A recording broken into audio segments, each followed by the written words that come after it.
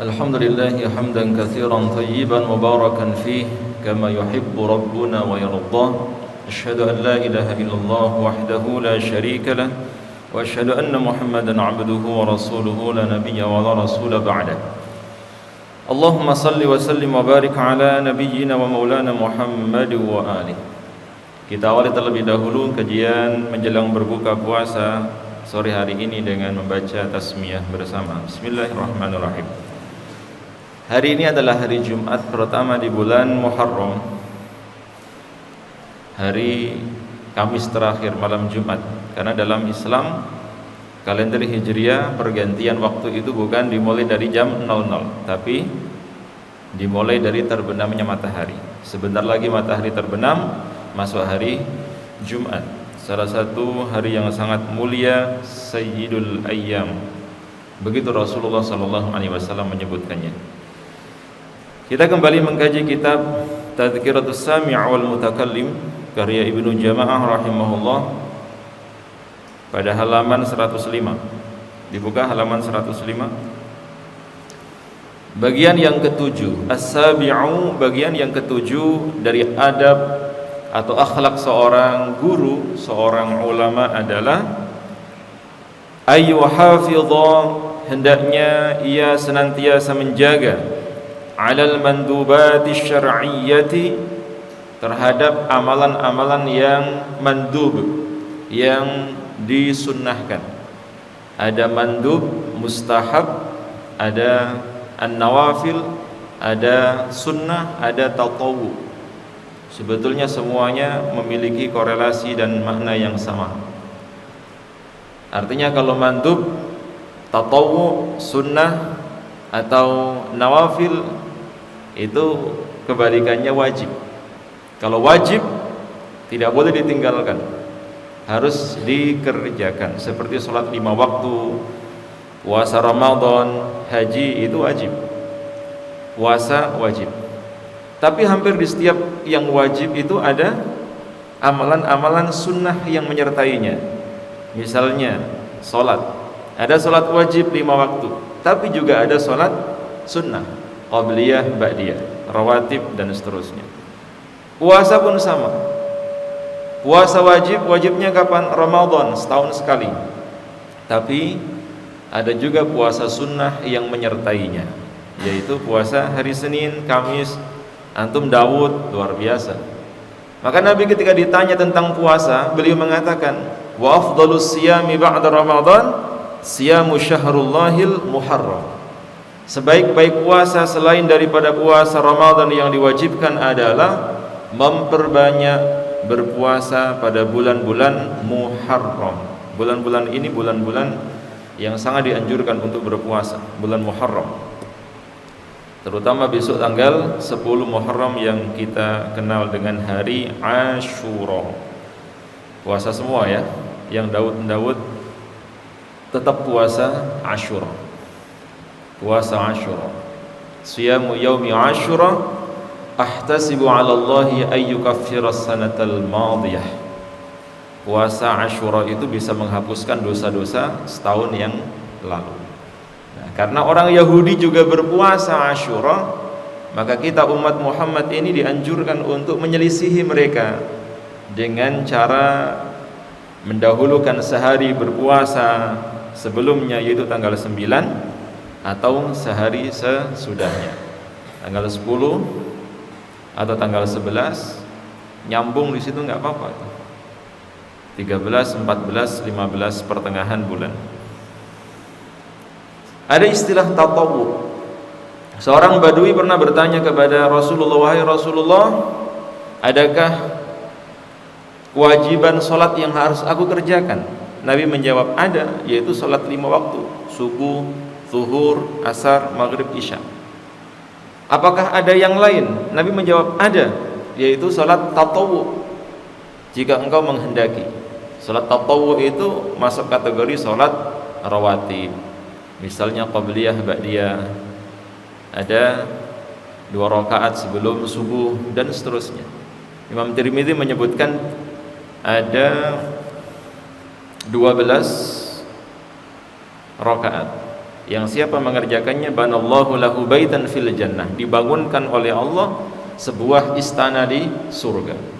2 rakaat sebelum subuh, 4 rakaat sebelum zuhur, 4 rakaat sesudah zuhur, 2 rakaat sesudah maghrib, dan 2 rakaat sesudah isya.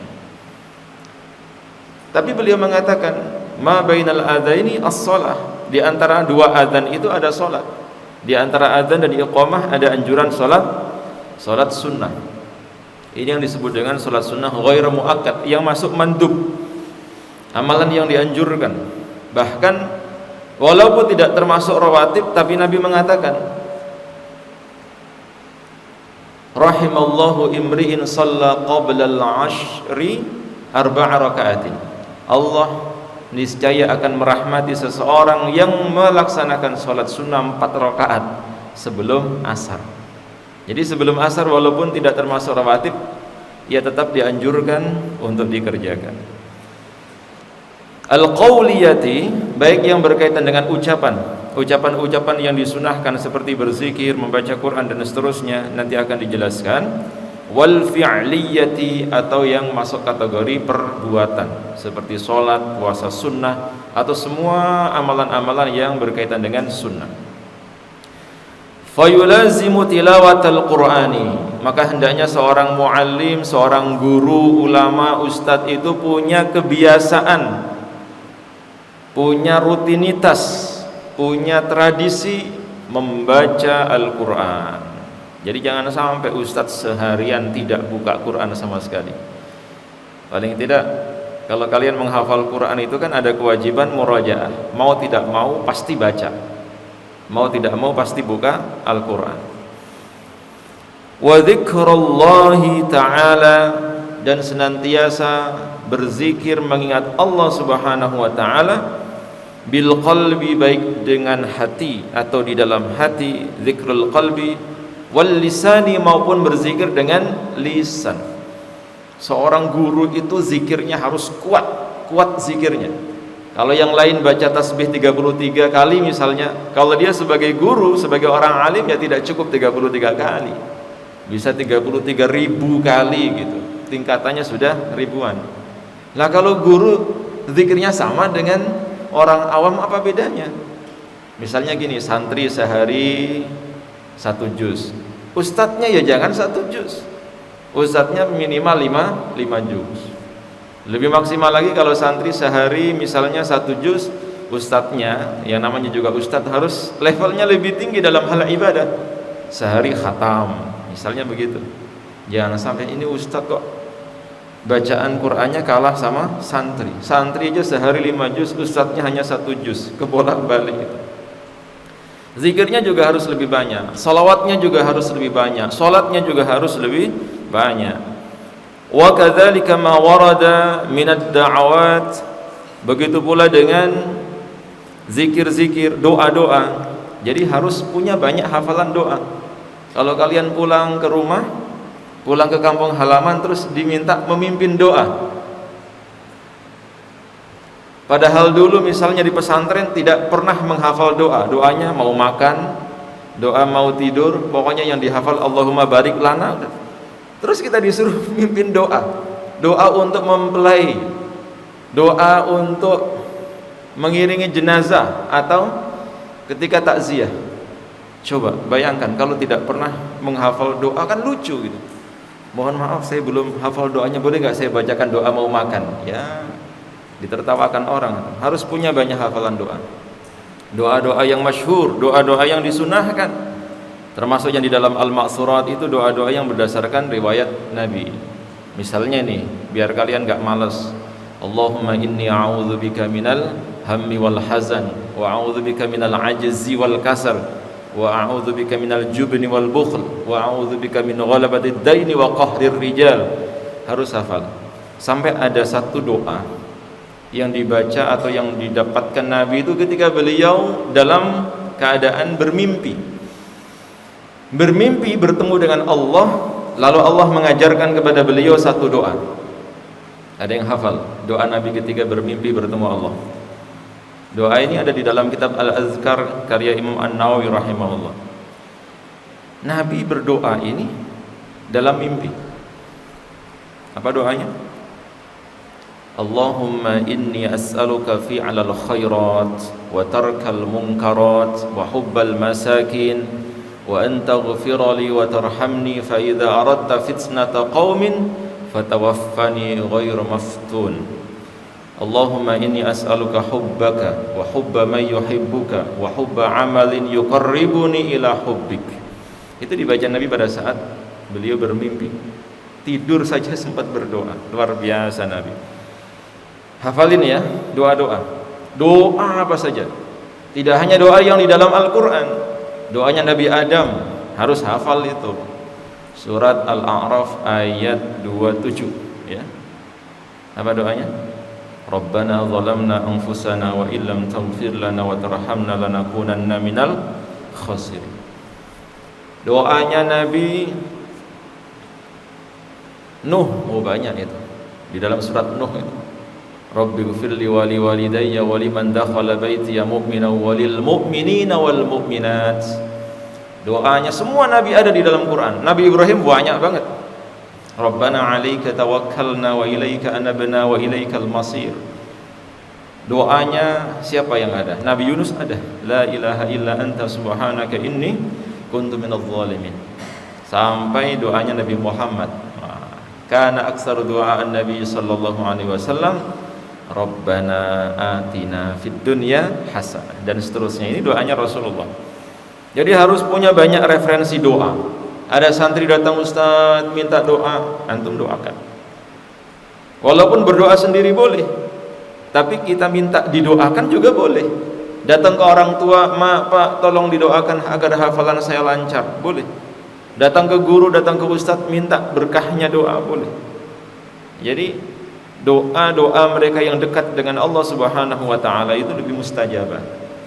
Maka dulu, orang dulu zaman saya itu ketika ketemu dengan ulama, kiai, ustaz, yang diminta apa? Doa. Doa ustaz, doa kiai, doa ulama, doa guru. Zaman sekarang udah lain. Ketemu ustaz, "Ustaz, foto ustaz," cekrik. Minta selfie sama ustaz. Zamannya sudah beda. Betul enggak? Dulu ketemu ustaz minta doa. Sekarang ketemu ustaz minta foto. Zamannya sudah berubah. Maka yang dikabulkan bukan doanya, fotonya. Jadi ulama itu harus memiliki kebiasaan ma warada minad da'awat wal adhkar dan zikir-zikir. Punya kebiasaan zikir. Zikirnya kuat zikirnya. Fi ana illail, bahkan di tengah malam. Ketika murid-muridnya tidur, santrinya tidur, ustadznya bangun berdoa kepada Allah Subhanahu wa taala. Wa nahari, dan di waktu siang. Wa min nawafilil ibadati, dan juga termasuk memiliki kebiasaan ibadah sunnah seperti sholat duha. Santri 2 rakaat nggak apa-apa, namanya santri. Kalau ustadz ya minimal 4 rakaat. Punya kebiasaan ibadah sunnah, qiyamul lail, sholat witir. Santri sholat witir al-ikhlas. Kalau ustadznya sholat witir ya 1 juz gitu. An-Naba sampai An-Nas.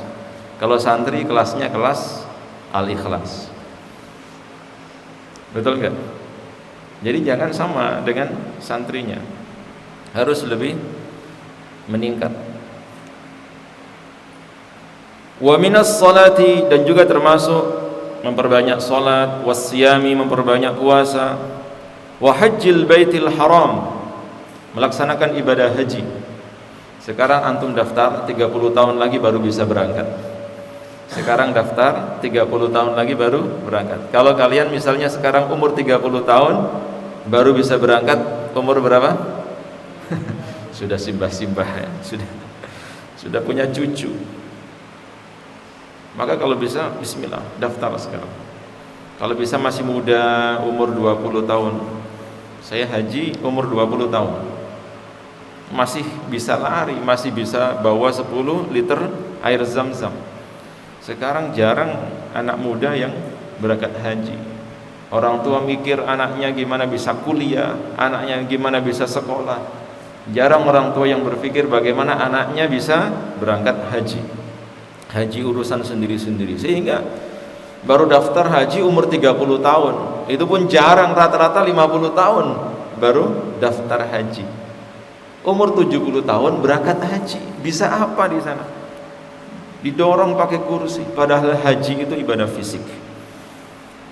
Wassalati 'alan nabi sallallahu alaihi wasallam. Seorang guru harus memiliki amalan istimewa ini, memperbanyak salawat kepada Nabi sallallahu alaihi wasallam. Mulai malam ini ya, atau besok hari Jumat. Fa'aksiru alayya minas salat. Perbanyaklah kalian bersalawat kepadaku. Fa inna mahabbatahu, karena sesungguhnya mencintai Nabi, wa ijlalahu, dan mengagungkan Nabi, wa ta'zimahu, dan mengagungkan Nabi, wajibun, hukumnya wajib. Wal adabu 'inda sima' ismihi, dan di antara adab ketika kita mendengar nama Nabi disebutkan, wa dzikri sunnatihi, dan menyebutkan sunnah-sunnahnya, matlubun, sangat dianjurkan, wa sunnatun, dan hukumnya sunnah. Kana Malikun radhiyallahu an, Imam Malik radhiyallahu anhu, idza dzukira an-nabiy sallallahu alaihi wasallam, ketika beliau menyebut nama Nabi atau disebutkan Nabi sallallahu alaihi wasallam, yataghayyaru launuhu, kulit beliau berubah. Ada sahabat-sahabat, ada ulama-ulama itu ketika mendengar nama Nabi kulitnya berubah. Kulitnya jadi pucat, jadi berubah. Wayanhaniya, dan menunduk. Jadi ketika tadi melihat atas gini, terus mendengar nama Nabi disebut, beliau menunduk sebagai bentuk penghormatan. Kalau kalian misalnya hadroh, itu kan ada untayan syair, sholawat, itu seharusnya bukan sambil joget-joget, itu bukan sambil goyang-goyang, tapi menunduk, mengagungkan Rasulullah sallallahu alaihi wasallam. Wa kana Ja'far bin Muhammad, dan Ja'far bin Muhammad idza dzukira an-nabiyyu, ketika beliau disebutkan nama Nabi atau ketika bersalawat kepada Nabi, disebutkan nama Nabi indahu, di sisinya, isfarra launuhu, kulitnya berubah menjadi kuning. Wa kana ibnul Qasim, dan Ibnu Qasim idza dzukira an-nabiyyu, ketika disebutkan nama Nabi, mendengar salawat Nabi, yajiffu lisanuhu, lidahnya keluh, tidak bisa berbicara. Fihi, lisannya, lidahnya itu kaku, tidak bisa berbicara. Haibatan li Rasulillah sallallahu alaihi wasallam, karena begitu besarnya bentuk pengagungan kepada Rasulullah sallallahu alaihi wasallam. Wa yang bagi, dan hendaknya lahu, bagi seorang ustaz, bagi seorang guru atau ulama, idza talal qur'ana, ketika membaca Al-Qur'an, ay yatafakkara fi ma'anihi, senantiasa mentafakkuri maknanya. Tapi bagaimana bisa memaknai kalau tidak paham bahasa Arab? Jadi bahasa Arab dengan Quran itu satu paket. Kalau kita ingin mudah memahami ayat-ayat Al-Qur'an, pahami bahasa Arab, belajar bahasa Arab, kuasai bahasa Arab. Wa awamirihi, dan memperhatikan perintah-perintahnya, wa nawahihi, dan juga larangan-larangannya, wa wa'dihi, dan janji-janjinya, wa wa'idihi, dan ancaman-ancamannya, wal wuqufi, dan berhenti, inda hududihi, wal wuqufi, dan ya tawakuf, tidak banyak pilihan lain, inda hududihi, ketika menyebutkan hukum-hukumnya, wal yahdhar, dan hendaknya takut, min nisyanihi, dari melupakannya. Hati-hati kalian yang sudah hafal beberapa ayat Al-Qur'an, beberapa juz, jangan sekali-kali dengan mudah melupakannya. Jangan sengaja melupakannya. Kalau lupa wajar, manusiawi. Tapi kalau sengaja melupakan dengan kesibukan-kesibukan duniawi, kesibukan-kesibukan kuliah dan seterusnya, ini sebuah pelanggaran berat. wal yahdhar min nisyanihi ba'da hifdhihi. Berhati-hatilah, jangan sampai melupakan ayat-ayatnya setelah dihafalkan. Faqad warada dan telah sampai fil akhbari, di dalam khabar an-nabawiyyati, yaitu hadis ma yazjuru an dzalik, terkait dengan larangan dan juga peringatan akan hal itu. Sudah masuk waktu maghrib, kita cukupkan sampai di sini. Insyaallah akan kita lanjutkan pada pertemuan yang akan datang. Kita akhiri bersama dengan doa kafaratul majlis. Subhanakallahumma wa bihamdika asyhadu an la ilaha illa anta astaghfiruka wa atubu ilaik. Rabbana taqabbal siyamana wa ruku'ana wa sujudana wa taqabbal kulla a'malana innaka ala kulli syai'in qadir. Allahumma anfa'na bima 'allamtana wa 'allimna ma yanfa'una wa zidna 'uluman nafi'ah. ربنا آتنا في الدنيا حسنة وفي الآخرة حسنة وقنا عذاب النار بفضل سبحان ربك رب العزة عما يصفون والسلام على المرسلين والحمد لله رب العالمين. السلام عليكم ورحمة الله وبركاته.